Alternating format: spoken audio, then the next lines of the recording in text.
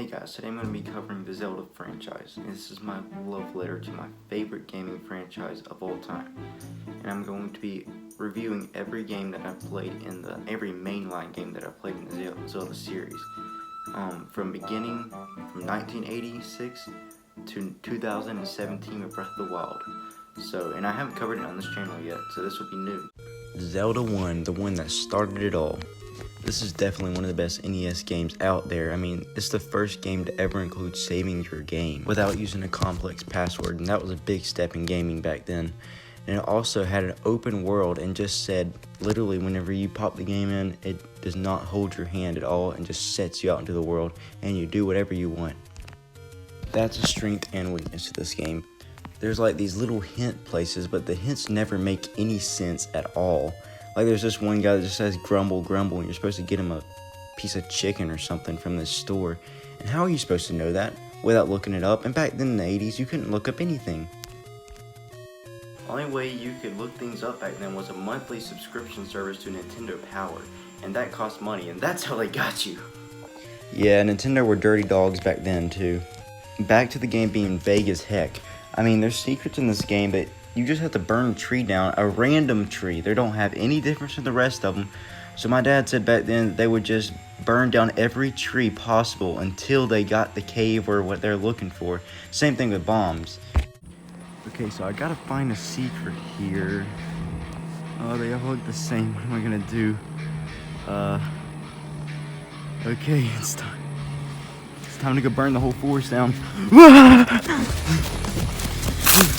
Burn! I just burned my house and my forest down in the process.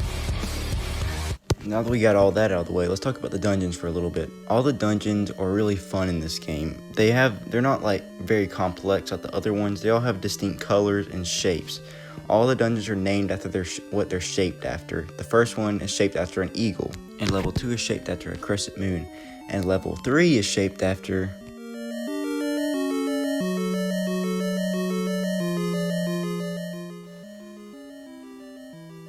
obviously, a Manji was my first thought. Controversy aside, the dungeons are pretty good in this game for the most part. They are insanely hard, especially the dumb 6th level that throws a bunch of wizards and dart nuts at you at the same time. That one is horrible. And it has a pretty consistent set of dungeons. None of them stand out from the rest of the pack. They all just have a bunch of enemies in it or different colors. So I can't really pick my favorite or rank these definitively. But they're a solid set of dungeons, and Death Mountain's insanely hard. This game is just insanely hard. So my final score of this game is a 7.4 out of 10. It started the Zelda franchise, and I think it did it perfectly, because the NES games were not very expansive, but this game was good enough for the NES days, and it's still pretty good to this day.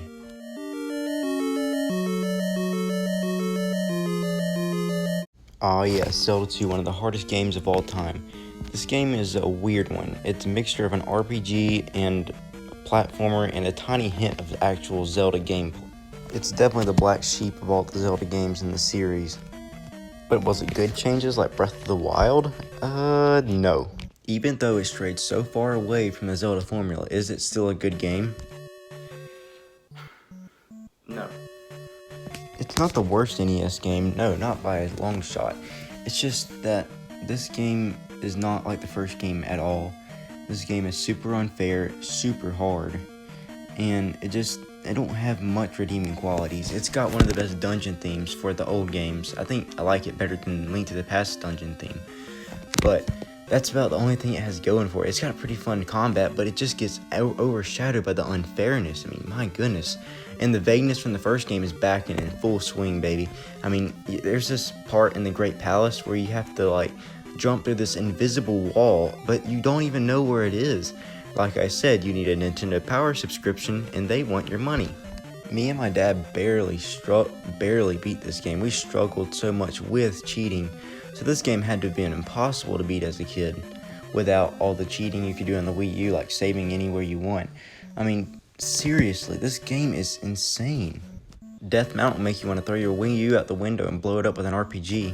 Like I said, this isn't the worst game in the world, and it's still a pretty fun game and it's scored, but it gets a 5.5 5.6 out of 10.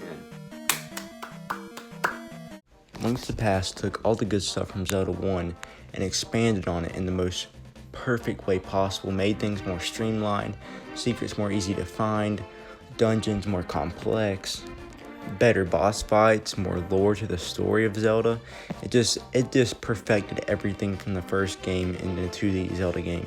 This is why it's my favorite 2D Zelda game of all time, and my favorite Super Nintendo game of all time. One weird thing, why is his hair pink? The story is perfection.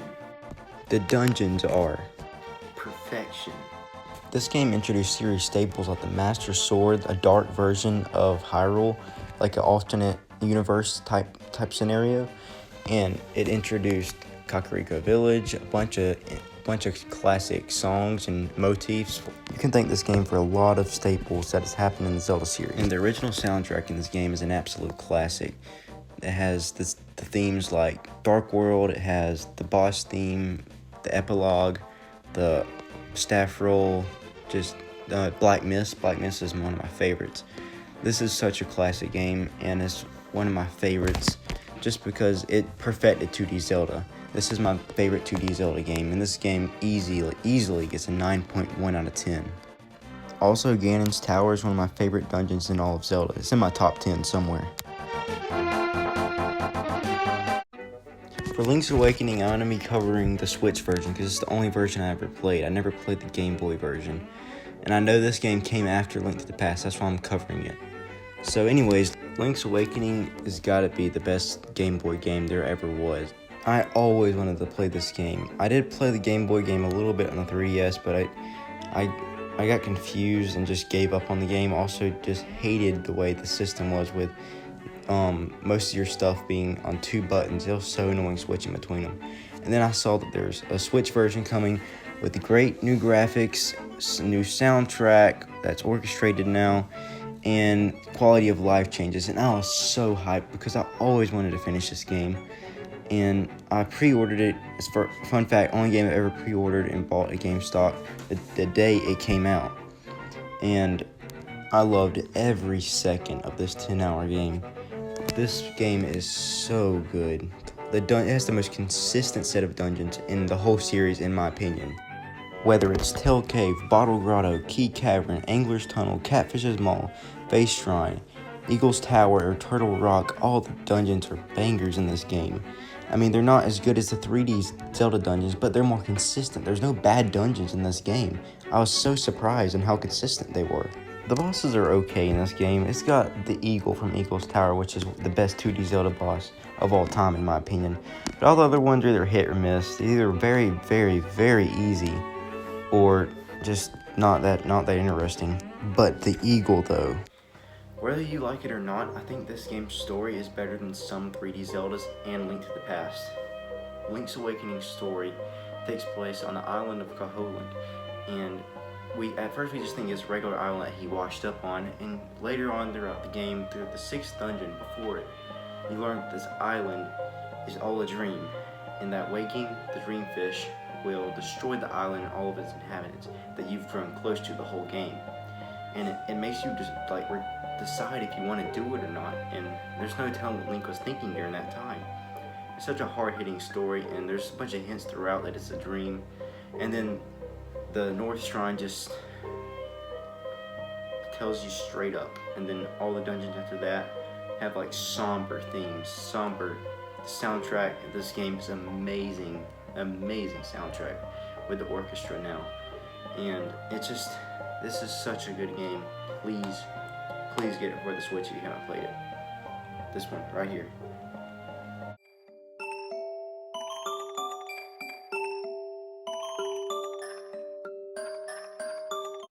Now we're getting to the good stuff. Ocarina of Time, my favorite game of all time.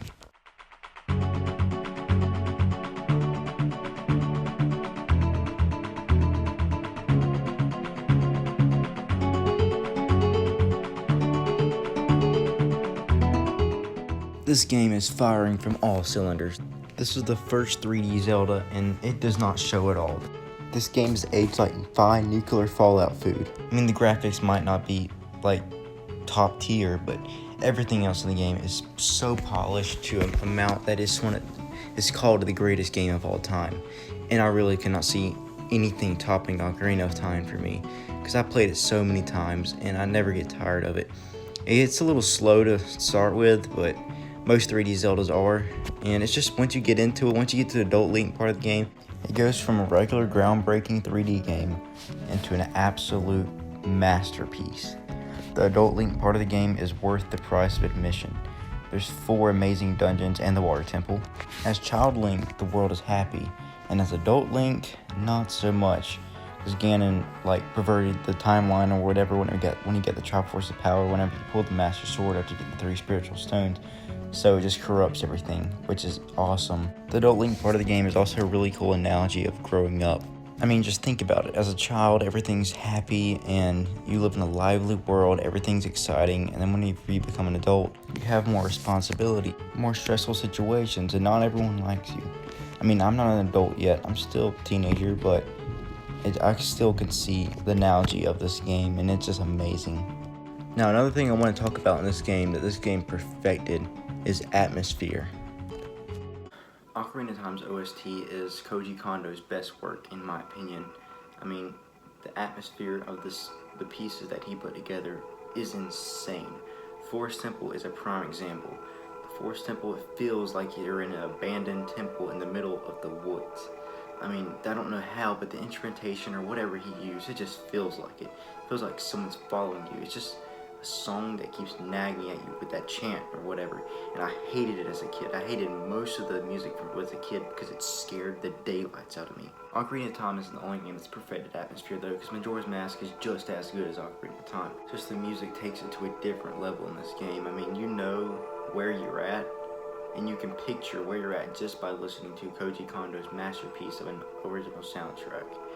Ocarina of Time probably has my favorite soundtrack in the series, even though I think one later down the line has a better soundtrack, but I just prefer Ocarina of Time because of nostalgia and its atmospheric value.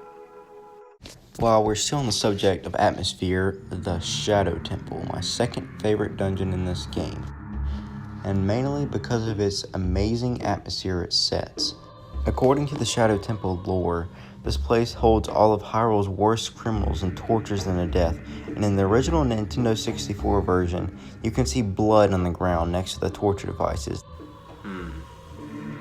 Blood, torture devices, insanely creepy people like the hand guy, and ominous music, death boats. Yeah, it's for the kids. Yeah, this place scared the crap out of me as a kid. But I have definitely learned to love this dungeon. This is why it's my second favorite in this game. Spirit Temple is my first because it has amazing design with its time travel mechanic. But the Shadow Temple's lore and atmosphere is just insane. Overall, Ocarina of Time is my favorite game of all time, and I better stop talking about it or this video is going to be an hour long, because I can talk about this game for a long time. And I've only got to say just a couple things I want to say about the game. I want to go in depth on all the dungeons of this game, but I can't because of time constraints. I might do it one day. But as of right now, Ocarina of Time is my favorite game of all time. It's a masterpiece, 10 out of 10.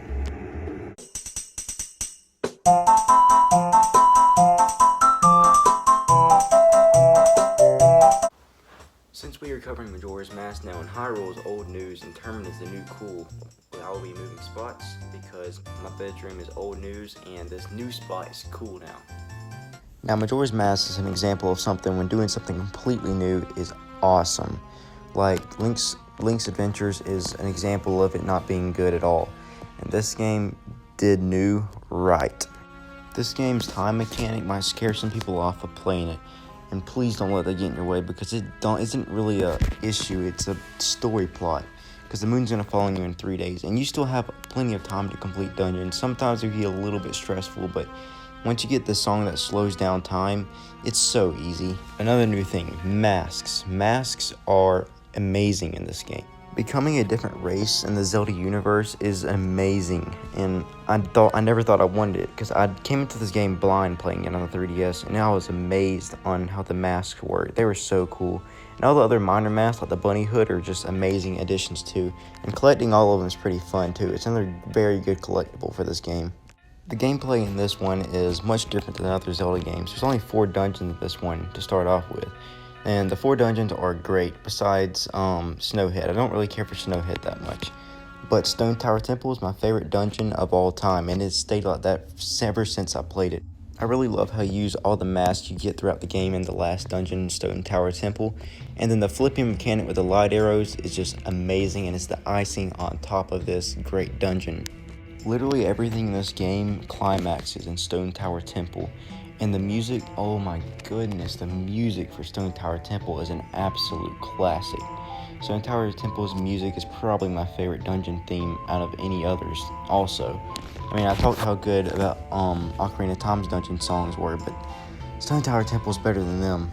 And whenever you flip the dungeon upside down, the song plays backwards, and which is one of the most coolest attention to detail things I've seen. It is amazing. This whole dungeon is flawless. Also, it has 2 mini bosses and 2 dungeon items, which is really, really cool. Every time I play Majora's Mask, I always look forward to playing Stone Tower Temple one more time. I never get tired of this dungeon. Stone Tower Temple does not excuse the fact that Majora's Mask only has 4 dungeons, and the other 3 are only decent at best. I like the Wooded Temple a lot, but it's okay. Like I said, I don't really like Snowhead that much. And Great Bay can just get confusing, straight up confusing sometimes. And other than that, Majora's Mask story is the best in the whole entire series. I told you how like Link's Awakening story is like one of the best out of all of them, but Majora's Mask is better because both of them have unique stories and they're not cliche like the other Zelda games. Ocarina of Time and Link to the Past have cliche stories, but they do it well. But Majora's Mask story is about the end of times and the moon crashing onto the land of Termina in 3 days. And if it does crash, it resets everything. It doesn't reset your game, but it's just one of the coolest game over screens you'll ever see. And the music that plays during the time of the moon falling down in the final hours is bone chilling. And the music's a masterpiece. And the visuals start turning red, and people start acting crazy. It's just an amazing story, and I had so many memorable times listening to the NPCs, what they have to say about the moon, and it's just a memorable story and a memorable game, even though this game has made me a little moon phobic. Oh no, the moon is starting, it's starting to show its ugly face. No! Thank the Lord Almighty it was just a star. Phew, that was a close one, guys.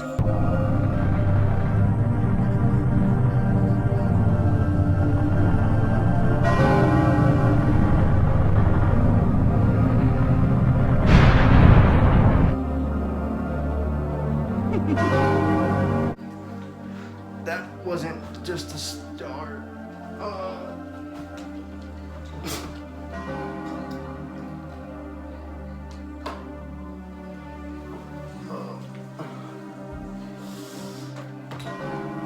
No more Termina. My room only. No more other room. Bad stuff happens.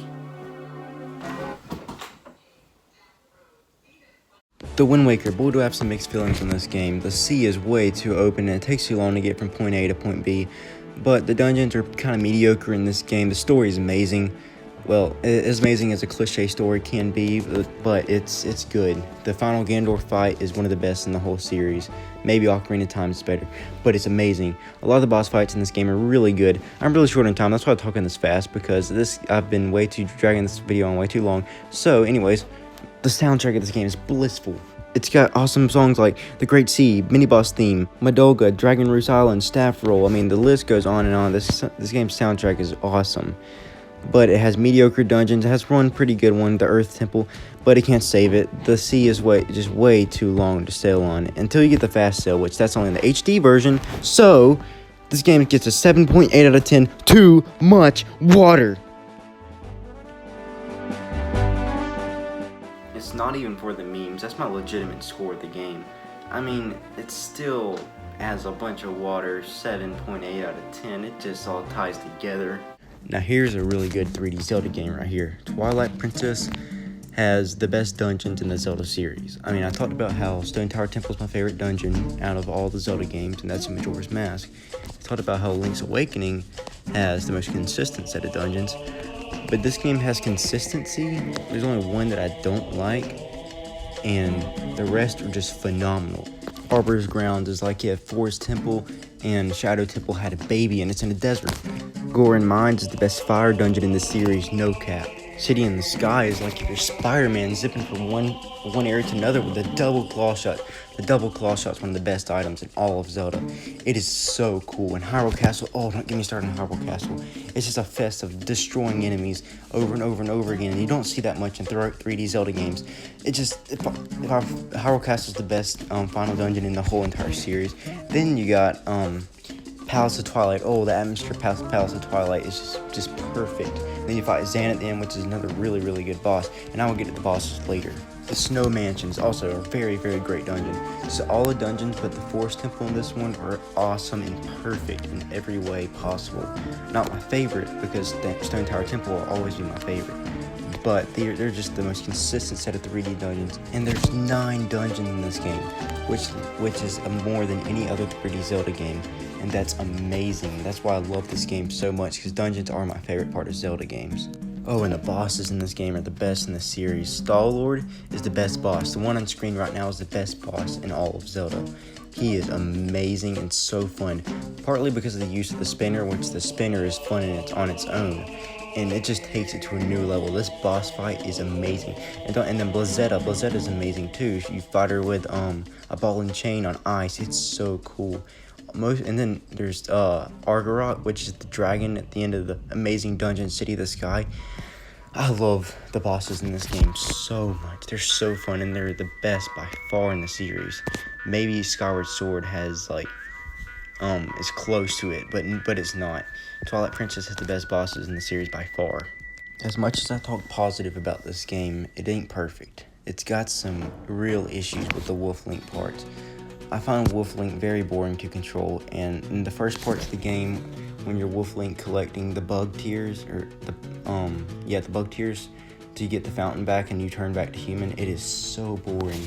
I hate those parts of the games, and it's partly why I've only played this game all the way through one time, is because of those sections. They're so boring and tedious, and I don't know why they're put in the game. I know Wolf Link is a pretty cool gimmick, but still, they're so boring. And also, this game's tutorial/intro part of the game drags on longer than a school day. I mean, it takes about 2 or 3 hours to get started in the game, because you do a bunch of stuff around the town, and it's not fun either. King K explained it well. His opinions are valid on this part of the game, that it's meant to happen like this just to set up for a payoff later. But still, it drags on too long, and it's really, really tedious. And this is about a 60-hour game, so you better devote a good month or 2 to beat this game. It's definitely not a pick up and play game like Link's Awakening and Link to the Past. And this soundtrack is praised to Japan and back, and I don't think it's the best in the series. Don't get me wrong at all. It is a great soundtrack, but it's not my favorite in the series. I still love Majora's Mask, Ocarina of Time, Skyward Sword's better. And this game's story is pretty good. It's very dark, very, very dark, like Majora's Mask, with the Twilight taking over Hyrule. And the Ganon in this game is probably the best he's ever been. He's just so powerful and intimidating in this game. And Zan is another pretty good antagonist. He's kind of weird when he cracks his neck and creeps you out like that, but he's really funny and just really good antagonist. I'll give him that. So this game's story gets an A-OK for me. And to describe this game in one word is epic.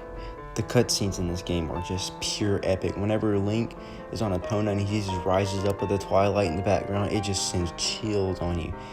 This game is a masterpiece, and even with all its flaws I named, it still does not outweigh the good in this game. And with this most serious game, the most serious in the Zelda series, it also has Malo Mart.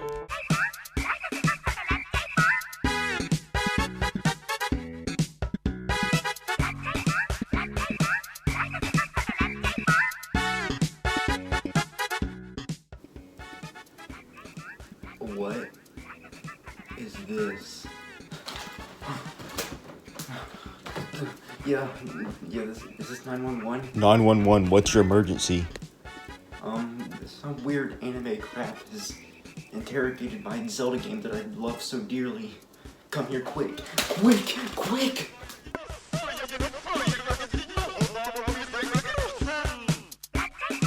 Skyward Sword, a game that strayed so far away from the original Zelda format with its linearity and its actual sword combat. Yeah, this feels right. It's the only Zelda game that puts people around you in danger. What are you doing? Playing a Zelda game. Okay.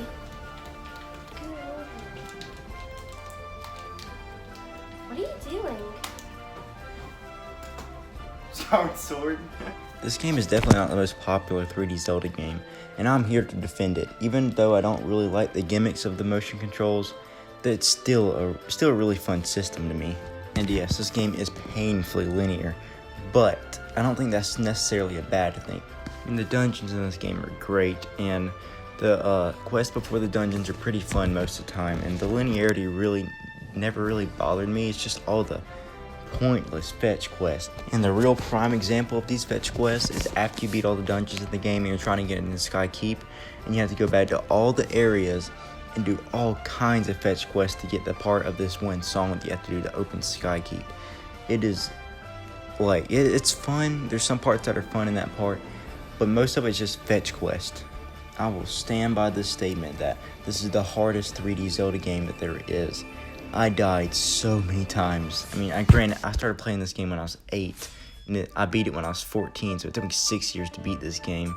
I was playing it off and on, but this game is so memorable. Like, for instance, I remember after one of my basketball games whenever I was 9 years old, I played Skyward Sword, and I was in the Lorule Desert, and I was trying to get into the Lorule mining facility. Well, that took me like a year in its own to get there.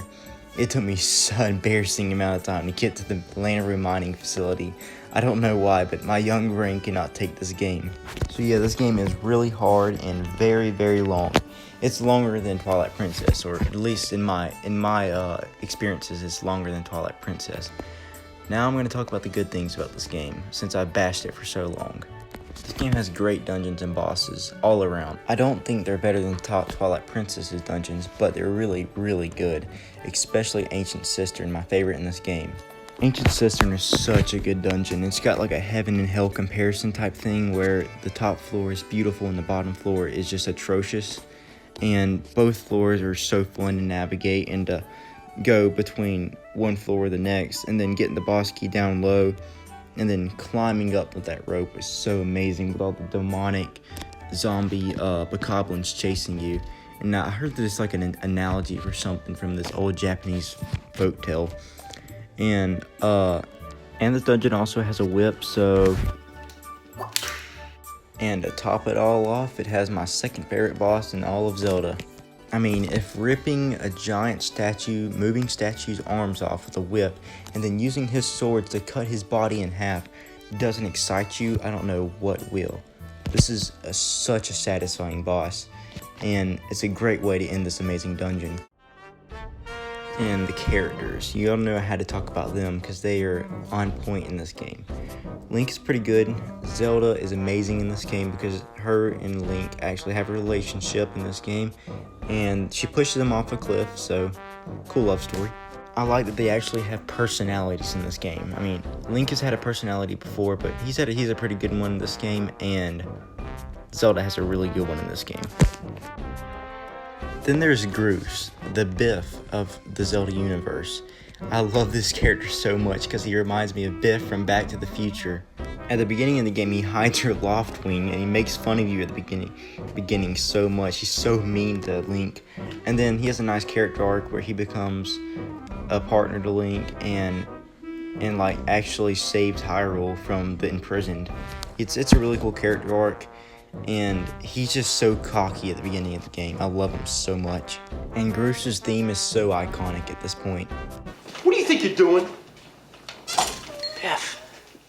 Hey, I'm talking to you, McFly, you Irish bug. Oh, hey, Biff. Hey, guys. How are you doing? Yeah, you got my homework finished, McFly? Well, actually, I figured since it wasn't due till Monday. Hello? Hello? Anybody home? Hey, think, McFly, think. I gotta have time to recopy it. You realize what would happen if I hand in my homework in your handwriting? I'll get kicked out of school. Then there's Girahim, the James Charles of the Zelda universe. The only Zelda villain to legitimately scare me. Yes, officer. He did that thing with his tongue again. Now, despite all my ranting and raving about this game, I love this game at its core. Even it took me 6 years to beat it, but it's an experience I'll never forget. Its dungeons are A+, all good. Bosses amazing, and the combat, even though it's flawed, it's still very fun, and it's one of the best combat in the series besides Breath of the Wild. Remember how I said there's one soundtrack that was better than Ocarina of Time, but I still liked Ocarina of Time better because obviously nostalgia blindness and stuff. It's this soundtrack. It's completely live orchestra. There's so many awesome songs in it, like the Sky, Clutchathan's battle theme is amazing. And then there's the Staff Roll, which is one of my favorite video game songs ever, is Skyward Sword Staff Roll. It's 7 minutes of pure bliss. And then there's Grooses' theme, which is the trombone and the clarinet. It's so good. I love this soundtrack so much. And this is a very, very good game, and I'm about to go on another rant, so please stop me, please stop me. Fee. Okay. Fee is the worst companion character in the series. Why, you may ask? Okay, I'll tell you. She holds your hand the whole freaking game and will state the obvious like, Master, you're low in health. You might want to go find some hearts. Thanks, Captain Obvious. It's not like the game has been beeping the past 5 minutes and I literally can see the heart count right there. She never shuts up. Okay, I know helping is good, but she is a freaking helicopter mom. Midna is the perfect companion. She has a good personality, she has a good character arc, and she doesn't pester you about finding hearts! Oh yeah, and she breaks the fourth wall. Master, the batteries on the Wii mode are quite low. You might want to find some more. Fee, I know that my Wii remote battery's low! God!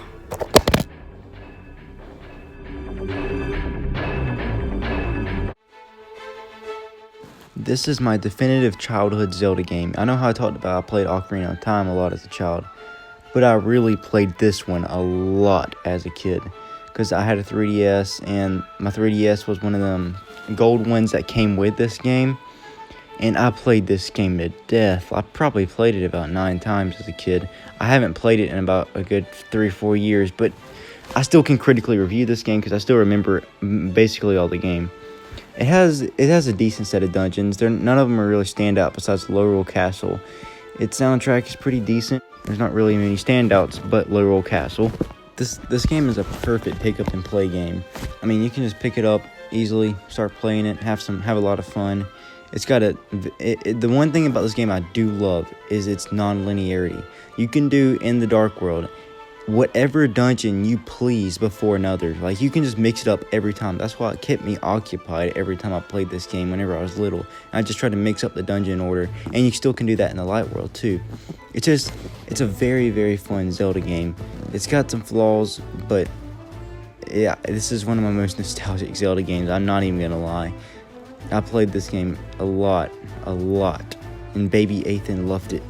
This game has the best bosses in 2D Zelda games. Like, it has better bosses than Link to the Past and Link's Awakening. But I don't like this game better than Link's Awakening and Link to the Past, because I think those games mean a lot more to the Zelda franchise than this one. And that's not the reason why. I personally prefer those games too. They have a lot better dungeons, better story, and better just overworld period. Even though Link to the Past and Link Between Worlds basically have the same overworld. And that's another thing I want to talk about. Plagiarism.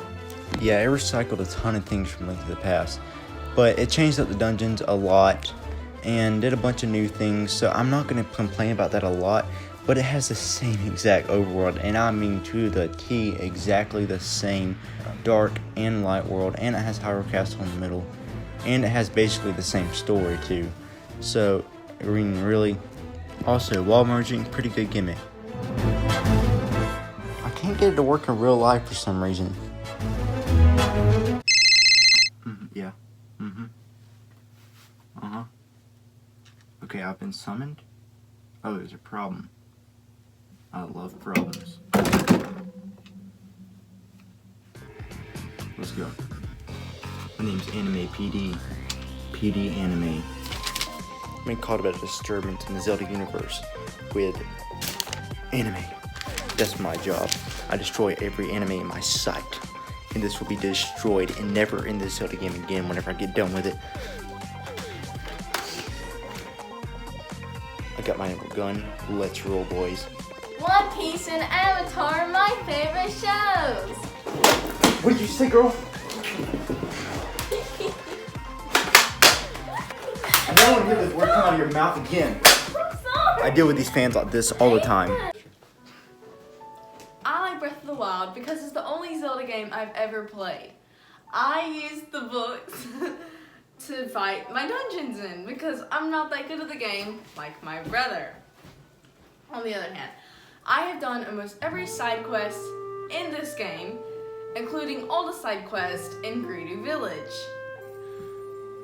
On the other hand, should ALttP start doing his videos in my room because my room's better than his.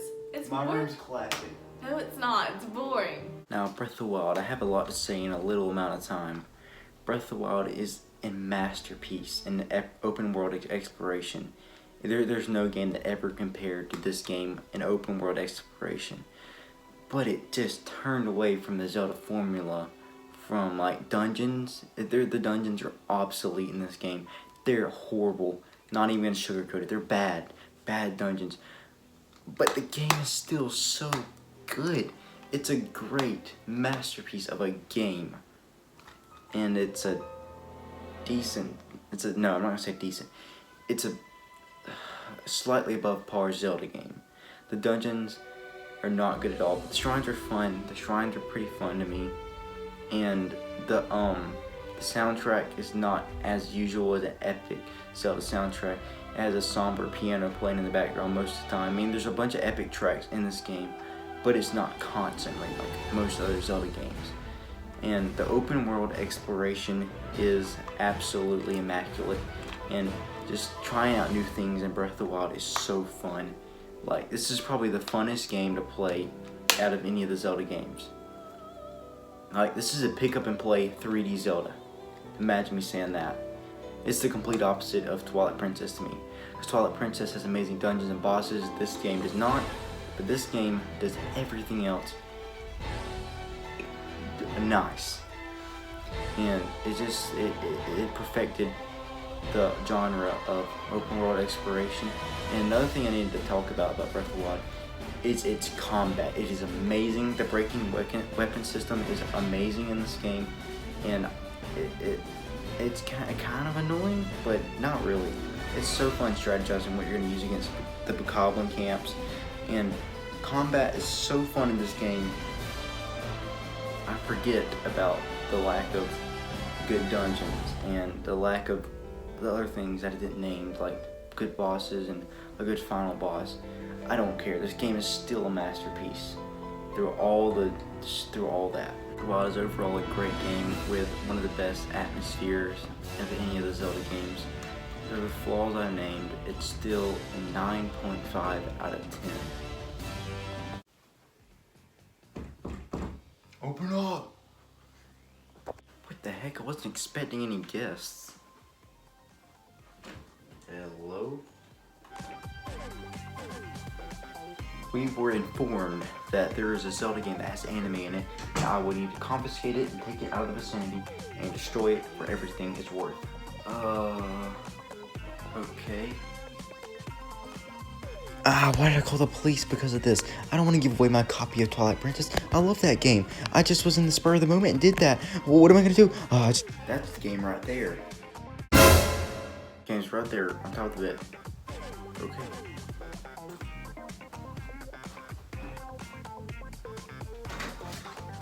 Okay, we got a caution. You cannot touch this too much.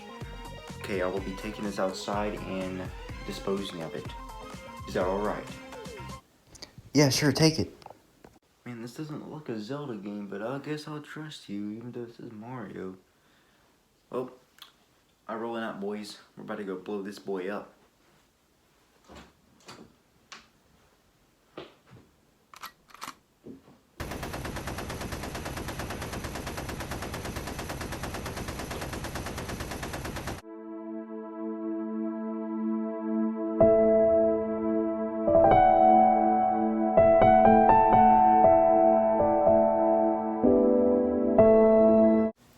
Still got it, baby.